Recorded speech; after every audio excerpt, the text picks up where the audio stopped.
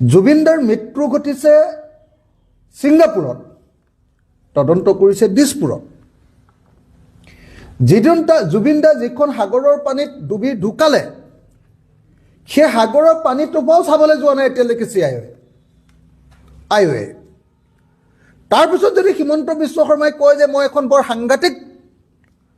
Charge sheet দিছোঁ, তেতিয়াহ'লে মই ক'ম যে তেনেকুৱা চাৰ্জশ্বিট মই 1 ছেকেণ্ডত ডাষ্টবিনলৈ দলিয়াই পেলাম।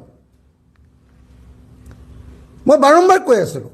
যে ঠিক আছে, ফাৰ্ষ্ট পেজৰ চাৰ্জশ্বিট এখন দি দিয়া,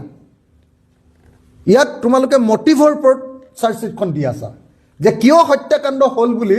আগতে তোমালোকে নিজে ঠিক কৰি ল'লা যে হত্যাকাণ্ড হৈছে বুলি আমি দি দিম, আৰু কিয় হত্যাকাণ্ড হ'ল বুলি তোমালোকে পইচাৰ কেলেংকাৰী এটা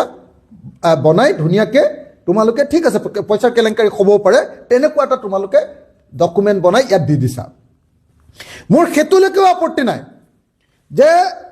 যে কি কাৰণে হত্যাকাণ্ড হ'ল তাৰ মটিভটোৰ ওপৰত এখন চাৰ্জশ্বিট দিয়ক, কিন্তু হত্যাকাণ্ডটো কেনেকৈ সংঘটিত হ'ল, কোনে মাৰিলে, তাৰ কি পৰিস্থিতি, তাৰ ওপৰত যদি ষ্টেটমেণ্ট নাথাকে, তাৰ ওপৰত যদি এভিডেন্স তথ্য নাথাকে, আৰু তাৰ ওপৰত যদি ডকুমেণ্ট নাথাকে,